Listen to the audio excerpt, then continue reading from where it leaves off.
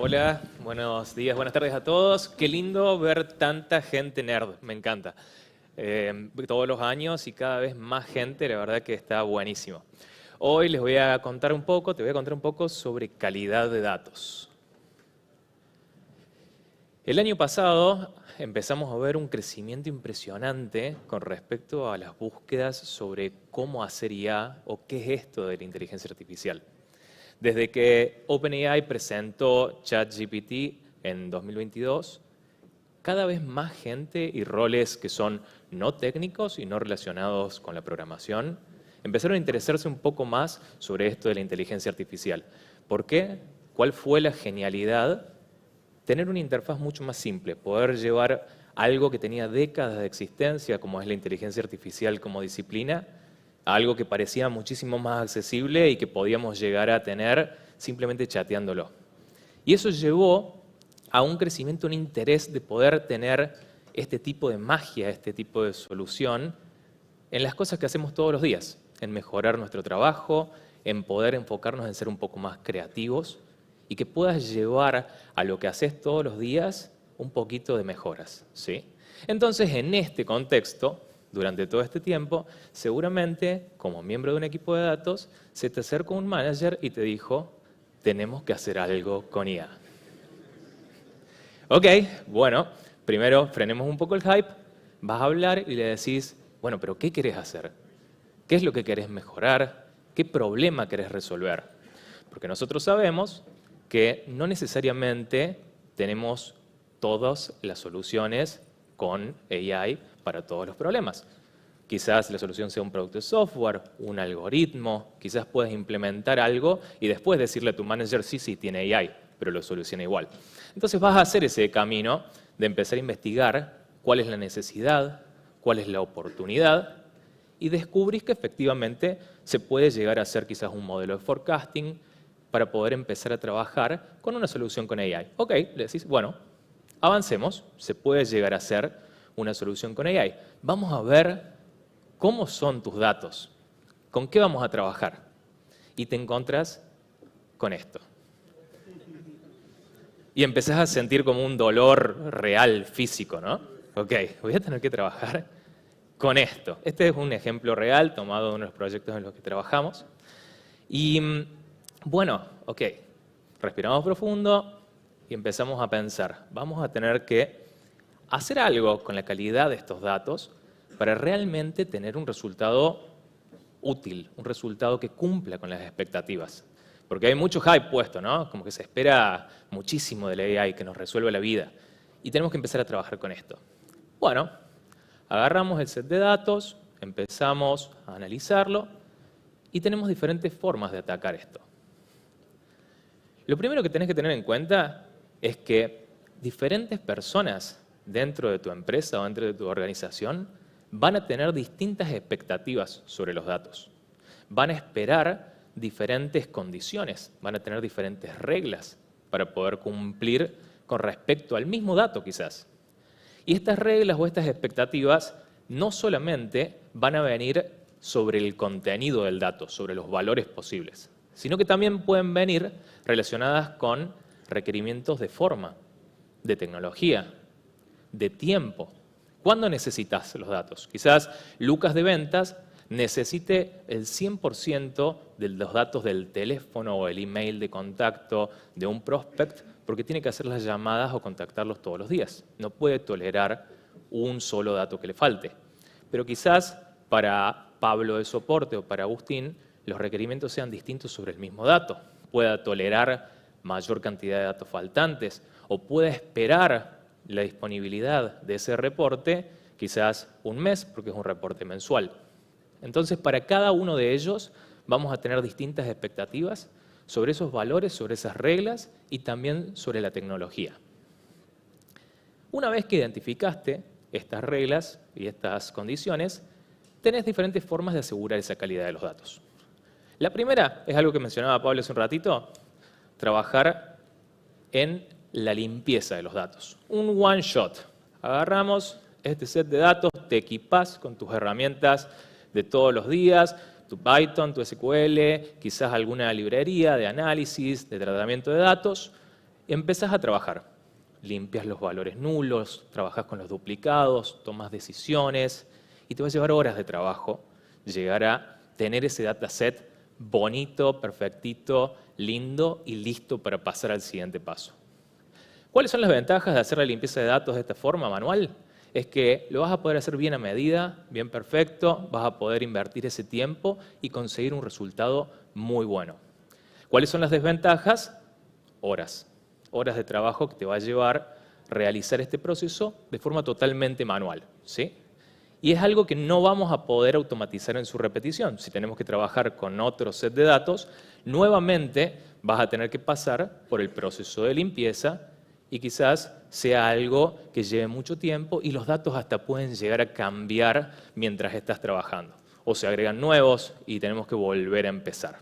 Ok, puede servir para algunos contextos. En otros contextos vas a necesitar implementar un framework de calidad de datos. Implementar una cultura de datos de alta calidad que te permita asegurar esa calidad a lo largo de todo el tiempo.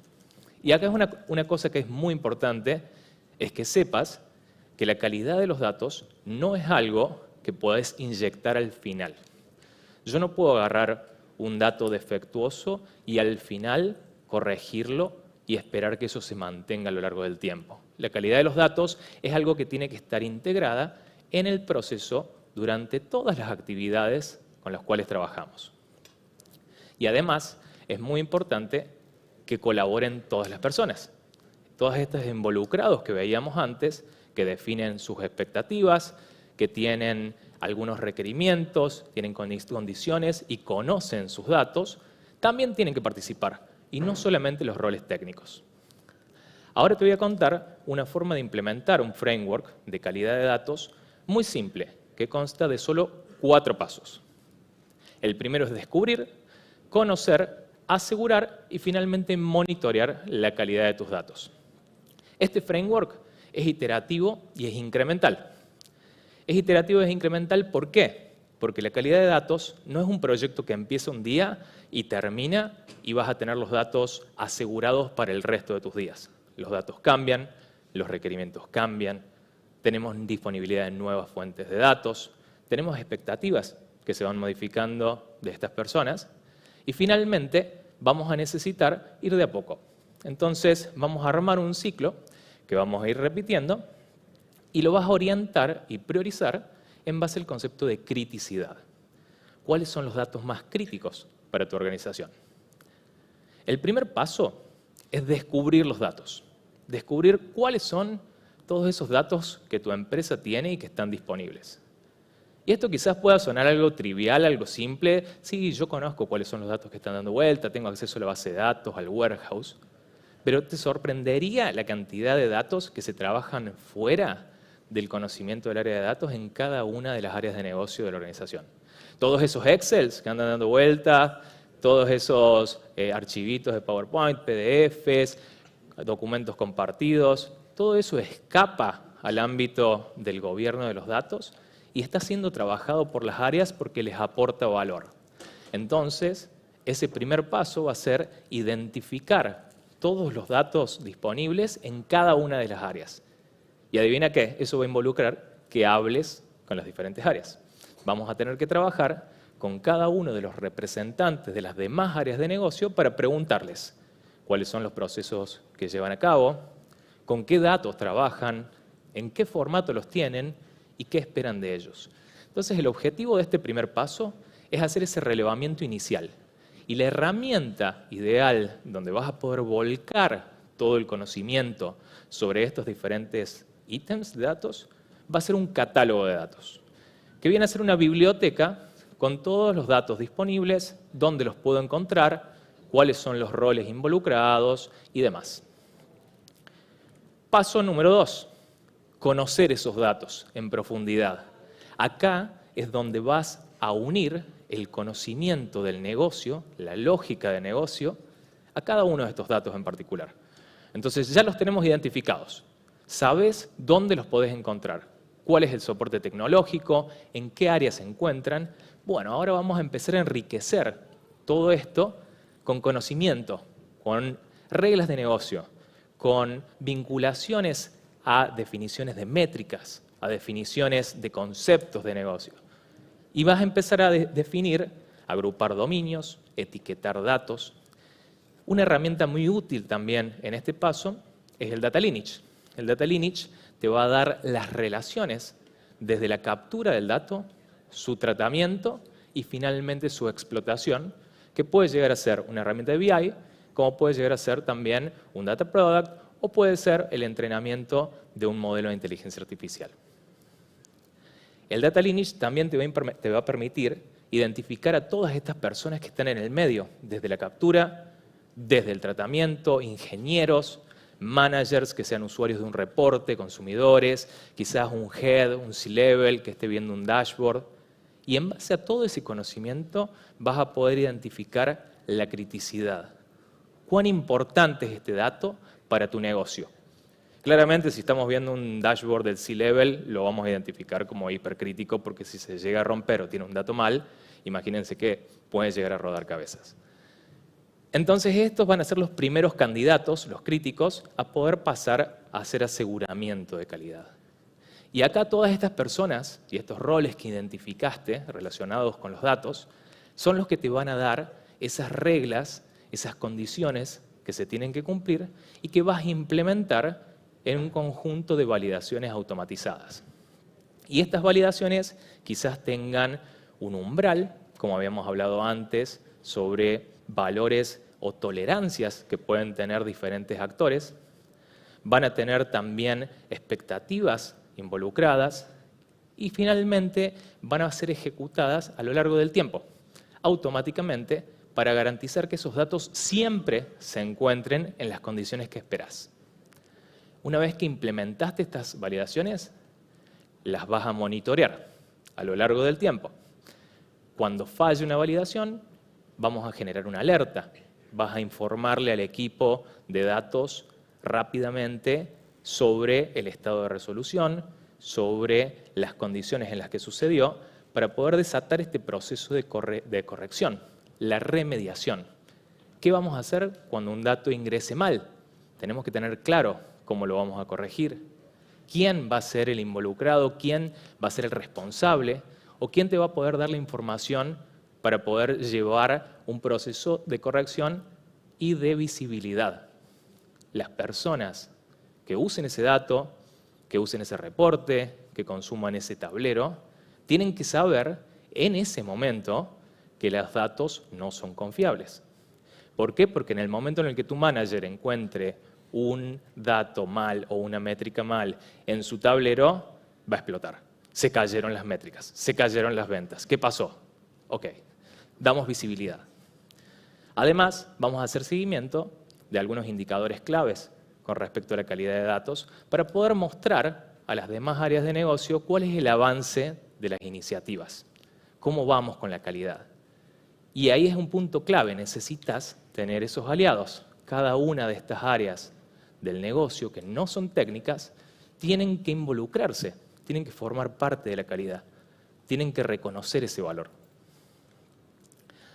Esto se va a repetir y se va a retroalimentar a lo largo del tiempo y el próximo ciclo vas a seguir con otros datos críticos, con otros datos que todavía no hayas validado o que quizás hayan aparecido en el transcurso del tiempo. Pero lo vamos haciendo de a poco. Acá no hay que volverse loco.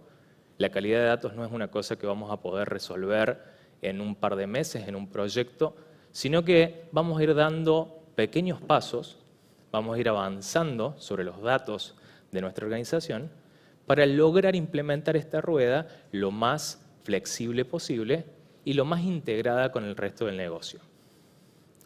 Ahora te voy a contar un par de alternativas o de estrategias concretas para llevar esas validaciones a ejecución. Imaginemos un pipeline bastante sencillo en el cual extraes datos de diferentes fuentes que pueden ser internas, como algún software, una base de datos, o pueden llegar a ser una API, una fuente externa o un dataset adquirido.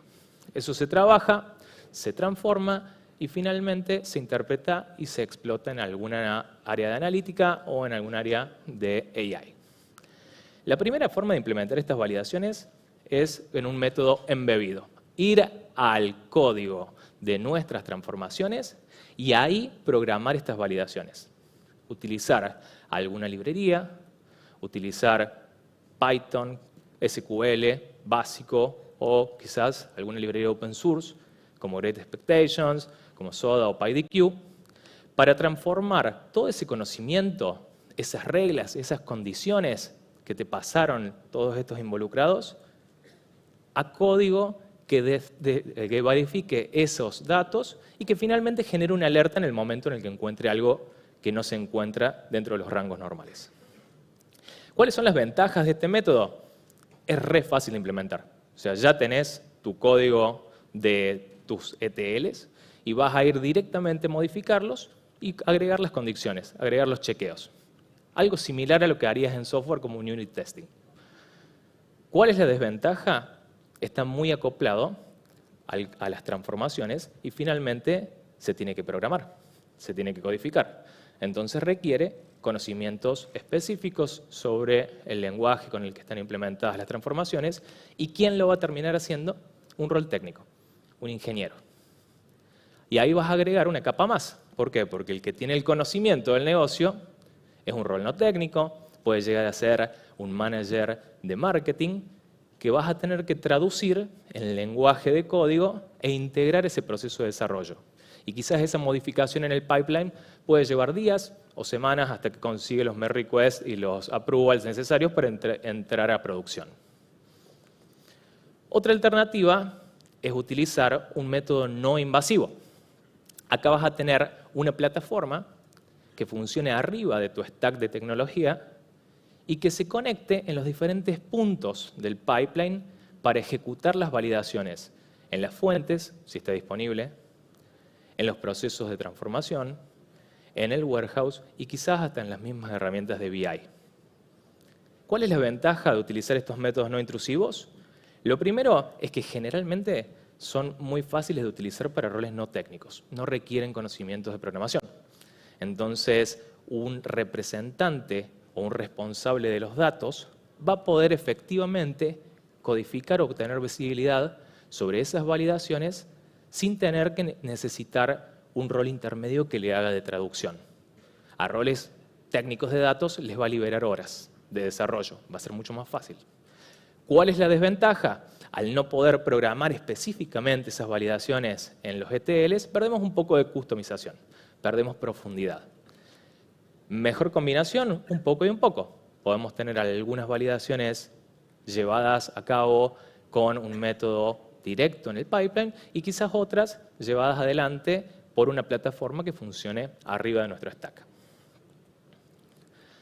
Ejemplos de plataformas para poder gestionar calidad de datos: Big Eye, Monte Carlo o Rudol. Vas a armar el stack que más te quede cómodo y que mejor se adapte al tipo de organización y al volumen de sus datos. Finalmente, lo más importante en este punto es que traigas a la mesa a los roles no técnicos a la gestión de la calidad de datos. ¿Por qué?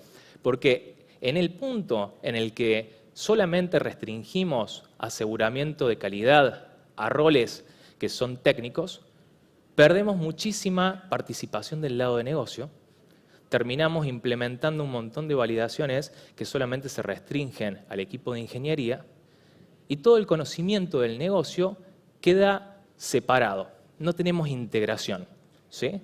Cada uno maneja su silo, cada uno sabe cuál es el valor que tiene que tener sus datos, pero finalmente no pueden formar parte de la calidad. Y ese formar parte de la calidad no solamente se limita a poder decirme cuáles son esas integraciones, cuáles son esas reglas, cuáles son esas condiciones o expectativas. El otro punto que es sumamente importante es la visibilidad. Los roles que usan datos, tu manager, tu head, tus compañeros, tus analistas, van a tener necesidad de conocer cuál es el estado de calidad de sus datos. Si estoy viendo un tablero, ¿los datos que estoy viendo en este momento son confiables? ¿Puedo tener la certeza de que hacia atrás todas esas transformaciones que fueron surgiendo, que se fueron llevando adelante, no produjeron un error? ¿Puedo confiar en que no me faltan datos? ¿Que puedo tomar una decisión sobre este tablero sabiendo que todo lo que está hacia atrás está hecho correctamente? Entonces ahí es el rol principal del área de datos, va a ser dar visibilidad. En el momento en el que todo está bien y en el momento en el que todo está mal. En el momento en el que algún dato se encuentre fallando, avisar. Decirles, ok, estos reportes que identificaste vos con el data lineage, que van a ser afectados por un problema de datos, esos mismos reportes a los usuarios, avisarles, ok, estos datos están bajo tratamiento, el reporte puede no ser confiable, estamos trabajando en eso. Solamente avisar o solamente dar una notificación con respecto a la visibilidad de la calidad de los datos te va a ahorrar horas de frustraciones y problemas en el momento en el que un manager encuentre el error primero. Y lo más importante es que cuando un usuario, particularmente los usuarios de negocio, que quizás no son muy tolerantes a los errores de tecnología, encuentren alguno de esos problemas, van a perder confianza. Y en el momento en el que pierden la confianza en tus datos, es algo que es muy difícil de recuperar. La siguiente vez que estén usando ese tablero, ese reporte, van a pensar 2 veces. ¿Realmente estos datos están bien? ¿Puedo confiar en esto? La vez pasada tomé una decisión, hice una compra de stock y al final le faltaban la mitad de los datos o no estaban actualizados. ¿Cuál es una de las consecuencias de este tipo de problemas de confianza? Excel. Utilizo mis propios datos porque yo confío en eso. Lo armé yo, lo tengo bonito, lo tengo ahí separado en mi escritorio, fui enriqueciéndolo después de varios años de trabajar. Yo sé que eso anda bien. ¿Por qué voy a usar un dashboard de BI que la semana pasada falló porque no estaba actualizado? ¿Sí? Entonces, en el momento en el que das esa visibilidad, vas a construir esa confianza. Te vas a traer a la mesa a todos esos roles de negocio y vas a poder empezar a construir una verdadera cultura de datos de alta calidad. Muchas gracias. Ok. Bueno, muy buena charla. ¿Bien cómodo? Fantástico. Fantástico. Mirá, auditorio lleno, ¿eh? Espectacular. Sí, una locura. Bueno, a ver, preguntas. ¿Preguntas? Ahí, Aquí hay una. espérame a que llegue el micrófono. Gracias por la información que nos compartiste. Vi que al principio mostrabas datos de YPF, no sé si sos de ahí o trabajaste con ellos. Me intriga, por lo que veo, el ciclo que mostrabas, son ciclos relativamente largos, me imagino, de revisión periódica. Y por un lado me interesaba saber cómo, bueno, a lo largo del tiempo, en qué timebox pones ese ciclo, cada cuánto harías repeticiones de revisión de la base de datos. Y también pensando como más estratégicamente, es un esfuerzo sostenido en el tiempo, ¿cómo demostrás el valor a la dirección al principio, ¿no? Cuando querés proponer una iniciativa así y necesitas que toda la dirección o la gerencia esté alineada, porque si no son esfuerzos como muy difíciles de llevar adelante. Bueno, nada, esas 2 preguntas. Ok, buenísimo. Muchas gracias por la pregunta, son buenísimas las 2. La primera, con respecto a la duración de los ciclos, va a depender mucho del tamaño de tu equipo y de cómo trabajes en cuanto a la dinámica de gestión de equipos y gestión de proyectos, ¿sí? Pero con respecto a la actualización o esa revisión de la base de datos o de las fuentes de datos, lo ideal es que sea automática. ¿Por qué? Por el hecho de que si vas a tener que ir a hacer esa tarea de relevamiento manualmente y hablar con las áreas cada vez que interese saber si surgió un dato nuevo, es algo que es muy humano intensivo y es muy propenso a fallar. Podemos perder un montón de datos al medio. Entonces, lo ideal es que ese escaneo de la metadata, ese descubrimiento de los assets de datos nuevos o que puedan llegar a haber cambiado, sea totalmente automatizado. ¿sí? Y en ese momento después tomar una decisión con respecto a cada cuánto nos vamos a juntar con los involucrados, vamos a hacer quizás una reunión entre diferentes áreas para hacer relevamiento de expectativas, para poder ver cuáles son las validaciones que vamos a implementar o hasta reportes de estado. Y con respecto a la segunda pregunta es re difícil. ¿Por qué? Cuando querés obtener presupuesto, querés obtener apoyo para una iniciativa de calidad de datos, no podemos mostrar resultados a priori. ¿Por qué? Porque simplemente no existen todavía. Uno. Y dos, todos, y este es un punto por ahí, un tip, todos van a querer datos de alta calidad. No se van a dar cuenta cuando los datos tengan alta calidad, pero sí se van a dar cuenta cuando fallan. Entonces, una de las estrategias que vos podés hacer para vender esa iniciativa es apelar a fallos recientes, a problemas de calidad de datos que tuvieron un impacto en el negocio. Entonces, vamos a presentar la iniciativa y ¿se acuerdan en los últimos 6 meses este data outage que tuvimos, que se cayó el warehouse, o estos datos que no se procesaron en el ETL? Bueno, claramente necesitamos una iniciativa de calidad de datos para evitarlos. Y ahí hay alguien que le duele, y hay mucha gente que le duele, y va a haber mucha gente interesada en que esto se solucione, y se solucione rápido. Entonces, a priori, una buena forma es apelar a incidentes pasados, a reducción de incidentes. Hay otras estrategias. Siempre hay que apuntar a que las métricas de avance de calidad de datos estén asociadas a métricas de negocio. Es decir, mostrar cómo, mejorando la calidad de los datos, podemos obtener más dinero. Eso depende muchísimo de cómo impacta la calidad de los datos en las métricas de revenue. Y ahí hay que encontrar cuál es esa relación en la cual vos podés decir, bueno, si mejoramos la disponibilidad de los emails, vamos a tener un bounce rate por ahí menor y esto va a incrementar la cantidad de contactos y posibles ventas. Hay que hacer un análisis específico sobre el caso, pero es un poquito más complejo que apelar a los dolores de los incidentes pasados. Gracias. Muy bien. ¿Otra pregunta? ¿Allá? Ahí tenemos una. Con paciencia, Iván.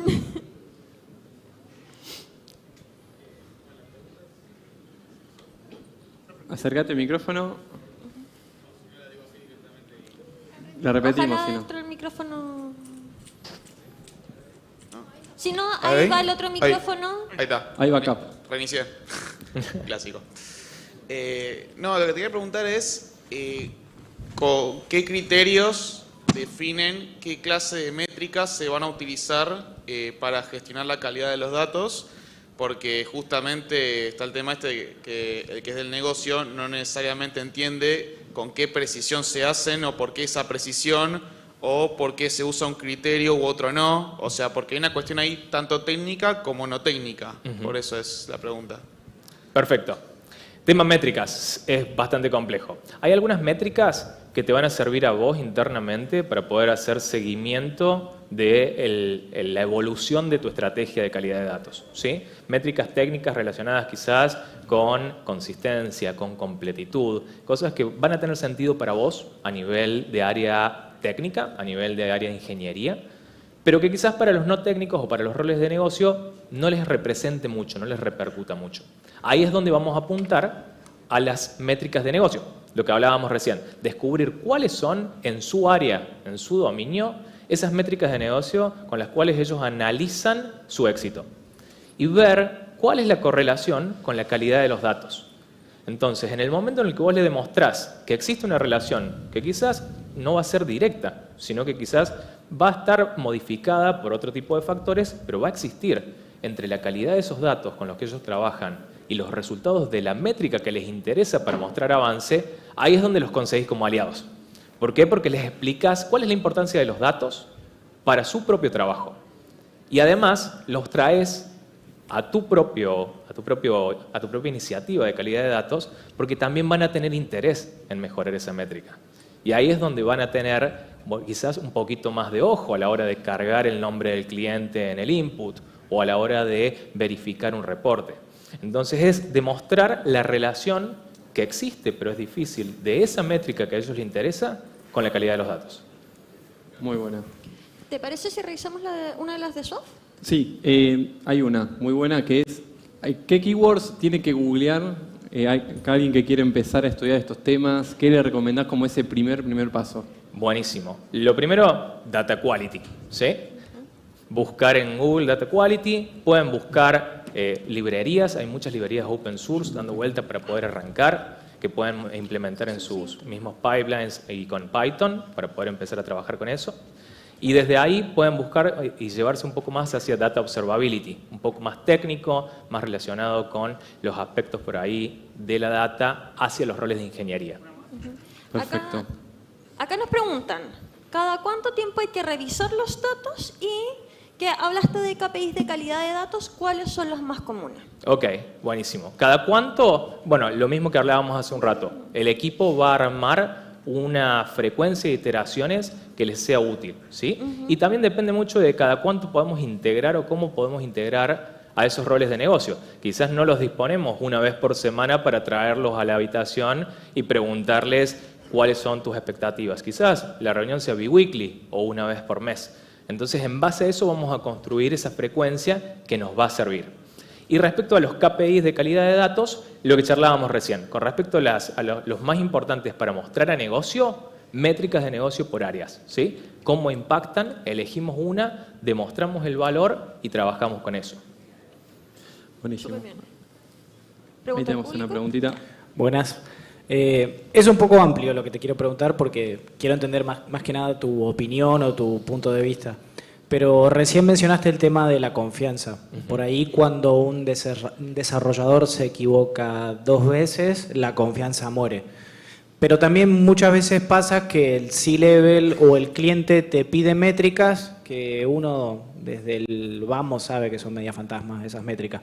Entonces tienes que volver para atrás, a desarmar todo un ETL, a meter, hacer inserciones dentro del pipeline y te puede llegar a romper un montón de correlaciones, tablas, deploy, lo que sea, pero dentro de tu dentro de tu pipeline puede romper muchas partes de ese camino de datos limpio que ya tenías. Entonces, en tu experiencia, ¿en qué punto sabes de decirle, mira, me estás pidiendo esto y vamos a romper todo lo otro? ¿O cumplís con, digamos, la request, pero sacrificás tu confianza ahí? Ok, complejo. Lo primero que se me ocurre que podés llegar a hacer, si tenés mucho interés y ya hay un involucramiento manifiesto de esos roles de negocio en participar sobre la calidad de datos, en meterse en ese pipeline, en esos procesos de tratamiento, analizar la posibilidad de integrar alguna plataforma no intrusiva, en la cual ellos puedan formar parte de la calidad de datos sin modificar tu código, sin contaminar tu pipeline, en un entorno en el que vos todavía puedas ser dueño de ese proceso de ETL, lo puedas mantener limpio, simple, pero ellos también puedan participar desde el otro lado del vidrio, por así decirlo. Entonces, ese es un buen ejemplo de un candidato a implementar una plataforma no intrusiva, ¿sí? Por otro lado, hay una complejidad sobre los datos, va a haber datos que son por ahí un poco más críticos y que sí o sí vas a tener que responder a la request. Y la criticidad, que hablábamos antes, es el driver para poder analizarlo. Si es un dato crítico que a negocio le importa un montón porque impacta directamente en una métrica de revenue o en la North Star Metric de la organización, no se analiza. Es un dato crítico, hay validaciones que tenemos que implementar, lo vamos a hacer sin pensarlo. Quizás hasta lo vamos a priorizar. Quizás si es un dato poco crítico, podamos llegar a tener un poco más de margen y decir, bueno, lo vamos a juntar con otras validaciones, lo podemos analizar indirectamente. Entonces, la criticidad es un factor que podés tener en cuenta para poder analizar la prioridad de esos requests y cuántos tomás o cuántos pivoteás. Buenísimo. Una pregunta más. Una pregunta corta más. Última. Ok. Muy bueno, muchas gracias. La pregunta es, ¿se puede aplicar calidad de datos en datos imputados? Ok, bueno, siempre, sí. La respuesta es que sí. Finalmente vas a tener que descubrir esas relaciones para ver dentro del linaje dónde vienen y dónde impactan. Lo podés hacer directamente quizás en el momento en el que los estás trabajando o indirectamente en las métricas que van generando y hacer con el recorrido del linaje hacia atrás la búsqueda de causa raíz. Buenísimo. Bueno, media pregunta más.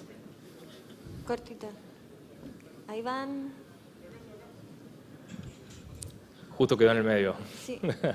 Ay, Súper breve, ¿eh? Sí, por favor. Dale, gracias Joaquín. Una pregunta, ¿cómo haces para recuperar la confianza luego de que mostraste que un proceso falló? Y otra rapidita, ¿cómo haces también para comunicar que esos procesos fallan para que cuando vayan a ver los reportes no esté mala información? Buenísimo, gracias por la pregunta. Recuperar la confianza es muy difícil, pero se logra con visibilidad.